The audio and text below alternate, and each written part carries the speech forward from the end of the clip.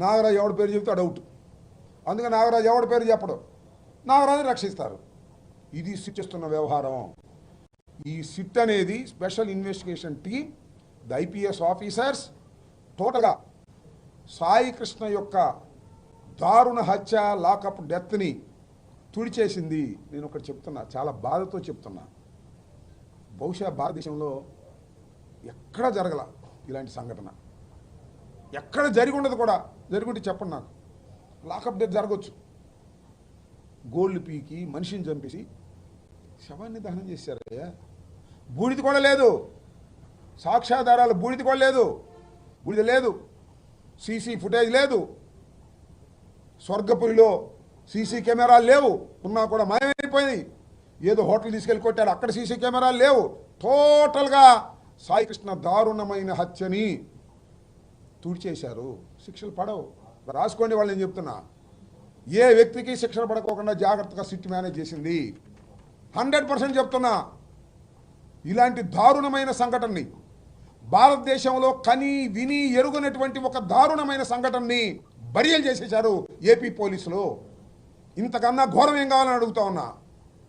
1000 మంది రౌడీలైనా కూడా శిక్షించవచ్చు, కానీ పోలీసులు ఈ విధంగా చేయటాన్ని మాత్రం సహించడానికి వీలేదు. ఇది సమాజంలో చాలా పెద్ద ప్రమాదకరమైనటువంటి అంశం. రక్షించవలసిన వాళ్ళే భక్షిస్తున్నారు, భక్షించిన సాక్ష్యాధారాలు లేకోకుండా తుడిచేస్తున్నారు. వ్యవస్థకి పనికిరాదు, పోలీసులకి ప్రజల్ని కాపాడలేడు, చంపేసి బరేలు చేసేస్తారు. నాలాంటి పెద్ద నాయకుడిని అనుకో, నా గవర్నమెంట్ వచ్చిందనుకో, నాకు కోపం ఉంటే నిమ్మకాయలు రాజనాడు కానీ వేసేస్తారు, ఎస్పీ గారు చెబుతా వేసేస్తారు, ఆయన ప్రమోషన్ ఇస్తా, శవాన్ని తీసేసి దాచేస్తారు. ఇంకేముంటుంది అంటున్నా, ఏముంటుంది చెప్పండి. ఇలాంటి సంఘటనలను కూడా వెలుగులోకి తీసుకురావడంలో ఈ ప్రభుత్వం విఫలమైంది. హోంమంత్రి విఫలమయ్యారు, ముఖ్యమంత్రి విఫలమయ్యారు. విఫలమవటమే కాదు, ఈ సాక్ష్యాధారాలను తుడిచివేయటంతో వీళ్ళందరూ కూడా పాల్గొంటున్నారు. ఎంత దారుణం అండి. నేను అడుగుతున్న పవన్ కళ్యాణ్ గారిని, ప్లీజ్, సమాజం గురించి చాలా గొప్పగా మీరు మాట్లాడతారు కదా, ఏమన్నా ఇంత దారుణమైన సంఘటన జరిగితే నాగరాజు జిందాబాద్ అంటారండి పవన్ కళ్యాణ్ గారు. నాగరాజు జిందాబాద్ అంటున్నారు లేదు మీరు. మేము మీ కోపం ఏంటి మా మీద? మేము సాయి కృష్ణ సపోర్ట్ చేసామనే కదా. ఎందుకు సపోర్ట్ చేసాము సార్ మేము సాయి కృష్ణని? సాయి కృష్ణ చనిపోయాడు కాబట్టి సపోర్ట్ చేశాము. ఒక క్రిమినల్ చనిపోతే నా మీద రుద్దుతారా అంటున్నారు. క్రిమినల్ చనిపోలేదు సార్, ఇద్దరు గ్యాంగ్ వార్లో కొట్టుకుని ఆ క్రిమినల్ చనిపోతే పట్టించుకోం. పోలీసు వ్యవస్థ క్రిమినల్ చంపేసింది సార్, అందుకు పట్టించుకున్నాం సార్ మేము. అందుకు పట్టించుకుంటే మేము ఈయన పట్టించుకున్నాం కాబట్టి మీరు నాగరాజుని పట్టించుకుంటారా? జిందాబాద్ నాగరాజు అంటారా? చెప్పండి. నేను అడుగుతా ఉన్నా పవన్ కళ్యాణ్ గారు, మీరు ఒక మెట్టు దిగండి, విశాలంగా ఆలోచించండి. నేరో మైండెడ్గా సంకుచిత దృక్పథంతో దయచేసి ఆలోచించకండి. మేమేదో సాయి కృష్ణని సపోర్ట్ చేశామని మీరు నాగరాజు సపోర్ట్ చేస్తారా? ఎంత విచిత్రం అండి. మీరు ఒకసారి చూడండి విజువల్స్. సాయి కృష్ణ తల్లి గారిని పరామర్శించడానికి వెళ్ళారు విజయలక్ష్మి గారిని. ఎవరు వెళ్ళారు? ఉదయభాన్ వెళ్ళాడు. ఉదయభాన్ అమ్మట కొంత బ్యాచ్ వెళ్ళింది, మొత్తం జనసేన బ్యాచే. అక్కడ పలకరించారు, పవన్ కళ్యాణ్ గారు పంపించారమ్మా అని చెప్పారు, శభాష్ ఓకే. కట్ చేస్తే ఉదయభాన్ మినహా మిగతా బ్యాచ్ అంతా నాగరాజు జిందాబాద్. అక్కడ నాగరాజు ఇంటికాడ ఇదే batch. Are you feeling shame? Pavan Kalyan garu, are you not feeling shame? ఇక్కడేమో విజయలక్ష్మి గారి కన్నీళ్లు తోడడానికి వస్తారు, అక్కడేమో సాయి కృష్ణ నాగరాజు జిందాబాద్, నాగరాజు వీరుడు, నాగరాజు అనేవాడు గొప్పవాడు అని చెప్తారు. చెప్పండి సార్ సమాధానం. మీరు చెప్పరులే, ఆ దుర్గేష్ని చెప్పనండి. ఏంటి అన్యాయం? ఇంత దారుణంగా మీరు వ్యవహరిస్తున్నారంటే ఎక్కడికి పోతున్నారు? పట్టుదలగా పోయి తప్పులు చేసుకుంటున్నారు. మీ మీద ప్రజలకు వేరే అభిప్రాయం ఉంది మొన్నటిదాకా. ఏదో వీరుడు సూర్యుడు న్యాయం కోసం పోరాడతాడు. న్యాయం కోసం పోరాడరు, అన్యాయం వెంట ఉండి, నాగరాజు వెంట ఉండి మీరు పోరాడుతున్నారు. ఇది చాలా దారుణం. క్రిమినల్ని మేము సపోర్ట్ చేయటం, క్రిమినల్ని శిక్షించమనే మేము కోరిక. క్రిమినల్ని చంపమాకండి సార్ అంటున్నా. దోమ చంపేయడానికి, బొద్దింక చంపేయడానికి, ఎలుక చంపేయడానికి, మేక కోసేయడానికి ఒక ప్రాణం. Though is a criminal. ఇంత దుర్మార్గంగా మీరు వ్యవహరిస్తున్నారు. ఇది దారుణమైనటువంటి అంశం. పవన్ కళ్యాణ్ గారు ఆత్మవిమర్శ చేసుకోండి. రాత్రి పడుకునే ముందు గుండె మీద చెయ్యి వేసుకొని నాగరాజును సపోర్ట్ చేయటం తప్పు అనే విషయాన్ని తెలుసుకోండి. చనిపోయినటువంటి సాయికృష్ణ మీద కక్ష పెట్టుకోమాకండి. చనిపోయాడు, దారుణంగా బూడిదైపోయాడు. సాక్ష్యాధారాలు లేకుండా పోతున్నాయి సార్. సాక్ష్యాధారాలు తీసుకురండి సార్. నిజానికి హోంమంత్రి రాజీనామా చేయాలి. పోలీస్ స్టేషన్లో 1 year ఫుటేజ్ తీసేసినందుకు రాజీనామా చేసిపోవాలి. పోరలేదు, నాకు తెలుసు. దాన్ని బట్టి ఎలాడతారు. ఎన్ని ప్రాణాలు పోయినా మీకు పదవులే ముఖ్యం తప్ప ప్రాణాలు ముఖ్యం కాదనేది అర్థమైపోతుంది. ఇది చాలా దారుణమైన విషయంగా నేను భావిస్తున్నాను.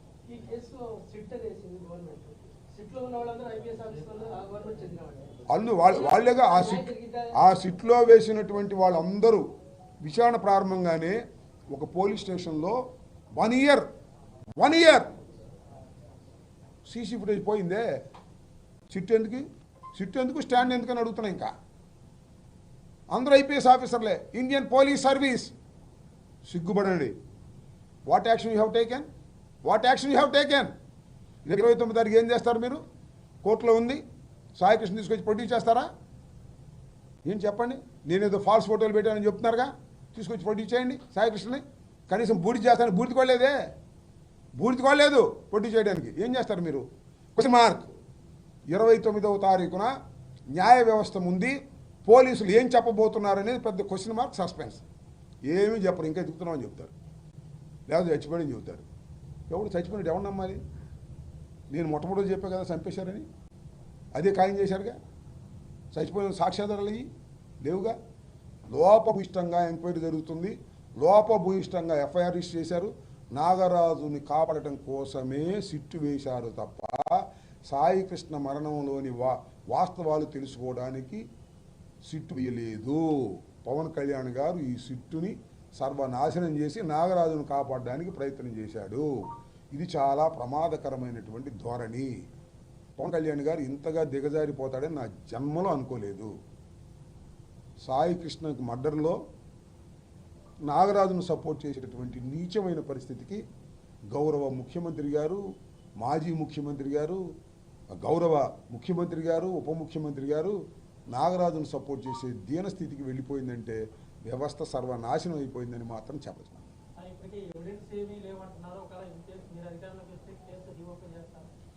అంటే ఇక్కడ ఒక చిన్న ప్రాబ్లం ఉంది.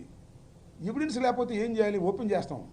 సిబిఐ ఎంక్వైరీ కూడా వేస్తాం. ఇప్పుడు వేస్తారని నేను అనుకుంటున్నా. న్యాయస్థానాల్లో కూడా ఫైటింగ్ జరుగుతుంది. సాక్ష్యాధారాలు పోయినాయే. నేను తెలియక అడుగుతాను సార్. ఇంతకన్నా ఘోరం ఏమైనా ఉందా? సంవత్సరం పాటు సీసీ కెమెరాలను మాయం చేసేసారే కృష్ణలంక పోలీస్ స్టేషన్లో. ఏం జరుగుతుంది రాష్ట్రంలో అడుగుతా ఉన్నా. ఇంతకన్నా ఘోరం ఏమైనా ఉంటుందా? ఏముంది? ఏం చెప్పింది హైకోర్టు, సుప్రీంకోర్టు? సీసీ కెమెరా ఫుటేజ్ని 18 మాసాలు స్టోర్ చేయమని చెప్పారు. ఇది ఎవరు? పోలీస్ స్టేషన్లో. ఇది ఎక్కడితో కాదు, ఏదో బట్టల షాప్లోదో, హోటల్లోదో, లేకపోతే రోడ్డు మీద అయితే అనుకోవచ్చు. Not a private, it is a government, it is a police. రక్షక భట నిలయంలో 18 మాసాలు స్టోర్ చేయవలసినటువంటిది ఉష్కాకి ఎత్తుకుపోయింది. సిట్టేయంగానే తీశారు. అది చూస్తే మొత్తం తీసిపోయేది. సాయికృష్ణే చంపారా, ఇంకా ఎంతమందిని చంపారు, ఎన్ని శవాలు ముంచేశారు, ఏం జరిగింది మొత్తం తెలుస్తుందని మొత్తం ఎత్తేశారు. ఏం చేయాలి? ఇంకా నాకు తెలిసి న్యాయస్థానాలు దీన్ని సీరియస్గా తీసుకుంటాయని, సిబిఐ ఎంక్వైరీ వేస్తారని నేను నమ్ముతున్నాను. లేదు, సిబిఐ ఎంక్వైరీ లేదు, మళ్ళీ మా ప్రభుత్వం వస్తుంది, ఆలోచన చేస్తాం. అయితే ఏ ప్రభుత్వం వచ్చినా కూడా శిక్షలు పడుకోకుండా ఉండేందుకు నామరూపాలు లేకోకుండా తుడి చేస్తున్నారు సాక్ష్యాధారాలని సిట్టు నాయకత్వంలో. ఇది ప్రమాదం. అది నేను చెప్పదలుచుకున్నాను.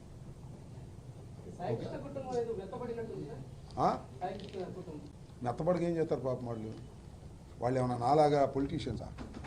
బాగా మెత్తబడతారు బాత్తో. వాళ్ళు ఏదో చేస్తారని ఆశతో అవసరమైనప్పుడు గట్టిపడతారు. అన్యాయం జరిగిందనుకుంటారు. వాళ్ళ మెత్తబడ్డ మాట నిజంగానే కనిపిస్తుంది. నవరం కానీ వాళ్ళ వీళ్ళు కానీ మాకు న్యాయం జరుగుతుందని చెబుతున్నారు. వాళ్ళకి అన్యాయం జరుగుతుందనేది నాకు అర్థమవుతుంది. వాళ్ళకి రోజు మాయమాటలు చెప్పి కార్యక్రమం చేస్తున్నారు. మెత్తబడచ్చు. వాళ్ళు మెత్తబడ్డారా వీళ్ళు మెత్తబడ్డారా కాదు, ఇది సమాజానికి సంబంధించినటువంటి అంశం. అసలు మేము వైఎస్ఆర్ కాంగ్రెస్ పార్టీ దీని గురించి మాట్లాడకపోతే బయటకు వచ్చేది ఇది శుభ్రంగా నాశనం చేసేవాళ్ళు. ఇప్పటికే నాశనం చేస్తున్నారు. సిట్టు లేదు, స్టాండు లేదు. అప్పుడు ఒక కానిస్టేబుల్ని ఎంక్వైరీ చేసి తీసి పారేసేవాళ్ళు. సో సరే, సాయి కృష్ణ యొక్క కుటుంబం మెత్తబడచ్చు, లేదు వాళ్ళు రాజీ పడవచ్చు, లేదా వాళ్ళు ఏమైనా చేయొచ్చు, కానీ ఇది వాళ్ళకి సంబంధించిన అంశం నిన్నటిదాకా. ఇది సమాజానికి సంబంధించిన అంశంగా నేను భావిస్తున్నాను.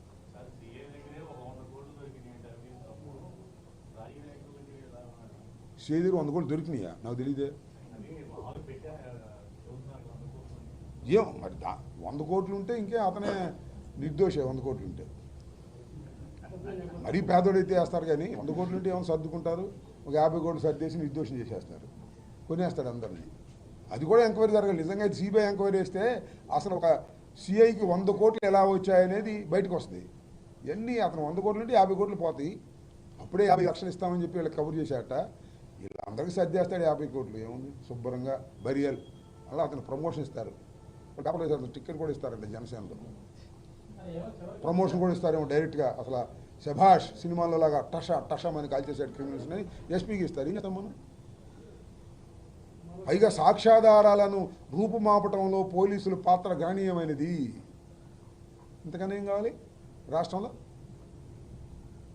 ఆయనకి నిజంగా 100 కోట్లు 200 కోట్లు ఉంటే దాని మీద కూడా ఎంక్వైరీ జరగాలి. ఎలా సంపాదించాడు? ఒక సిఐ 100 కోట్లు సంపాదిస్తాడా? ఎలా సంపాదించాడు? దాని మీద ఎంక్వైరీ జరగాలి, వాస్తవాలు బయటికి రావాలి. ఈ సిట్టు ఎంక్వైరీ చేయదు, క్లోజ్ చేస్తాం. అది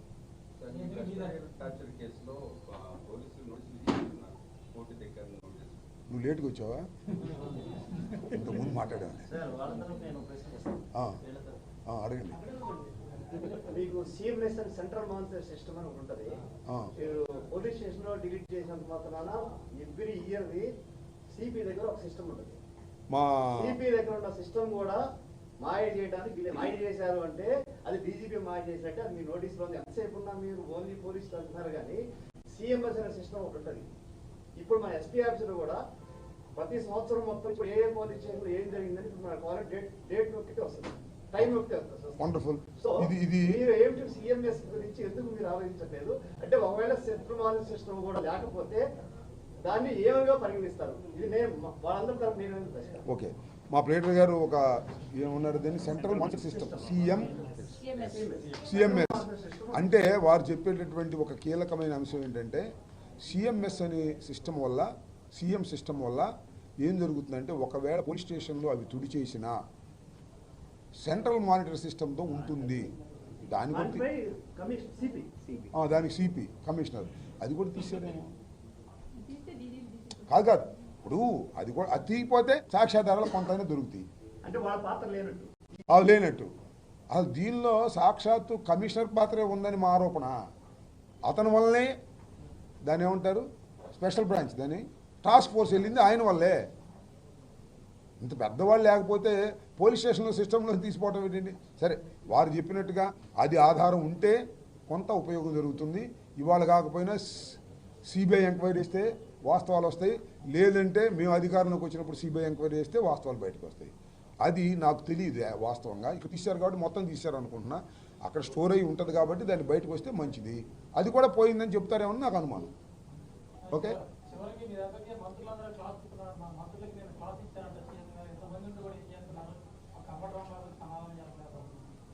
ఏం మరి నాకు అది తెలియదు.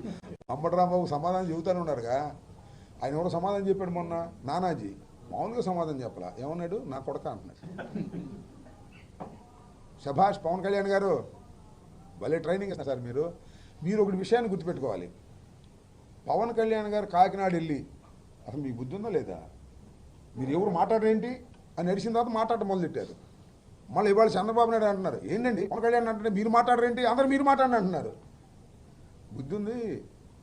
పవన్ కళ్యాణ్ చెప్పేంతవరకు మీరు మాట్లాడరు, చంద్రబాబు చెప్పేంతవరకు మీరు అంటే మీకు మాట్లాడాలని అనిపించట్లా.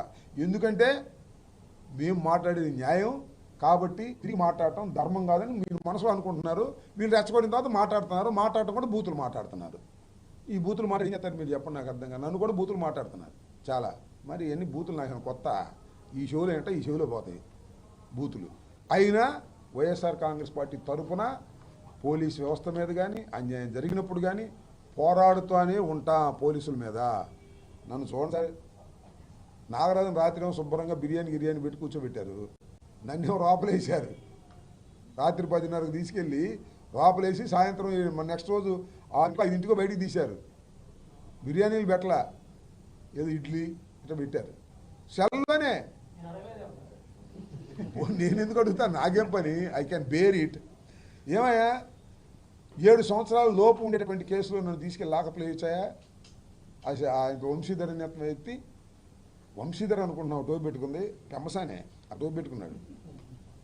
ఏచంటే 70 ఏళ్ళ వయసులో ఉన్నవాడిని, మాజీ మంత్రిని, ఎమ్మెల్యేని నన్ను తీసుకెళ్ళి లాకప్లో వేసి పారేశారు. టపా. వంశీధర్ నెయ్యరే మర్డర్ చేశాడు అతను. వంశీధర్ నాగరాజు నెయ్యరే ఆయన మర్డర్ చేశాడు. నేను మర్డర్ చేశాను, చచ్చానా? నా ఇల్లు పగలు కొడితే దాక్కున్నా అక్కడ ఇంట్లో. ఏంటిది? ఇదేనా ధర్మం ఈ రాష్ట్రంలో జరిగేది?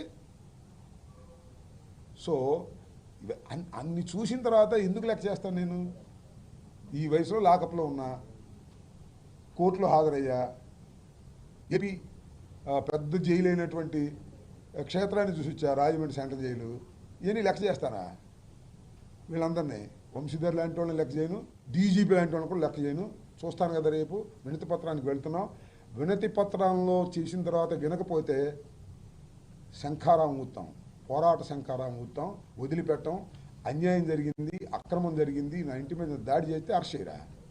ఏం పోయే కాలం వచ్చినాయి మీకు పోలీస్ వ్యవస్థకి? అరెస్ట్ చేయరా? దాని మీద ఖచ్చితంగా మా పోరాటం ఉంటుంది. ఇప్పటికీ అబ్బాయి 2 సంవత్సరాలు అయిపోయింది, ఇంకా 3 సంవత్సరాలుగా. ఇంకొక 6 నెలలు అయితే సగం నడి సంవత్సరంలోకి వస్తాం. ఎక్కడ పోతారు మీరు? మళ్ళా వచ్చేది జగన్మోహన్ రెడ్డి గారి ప్రభుత్వమే, గుర్తుపెట్టుకోండి. మీ పాపాలు పండుతున్నాయి, అది గుర్తుపెట్టుకుని ఈ సందర్భం చెప్పదలుచుకోండి. ఓకే.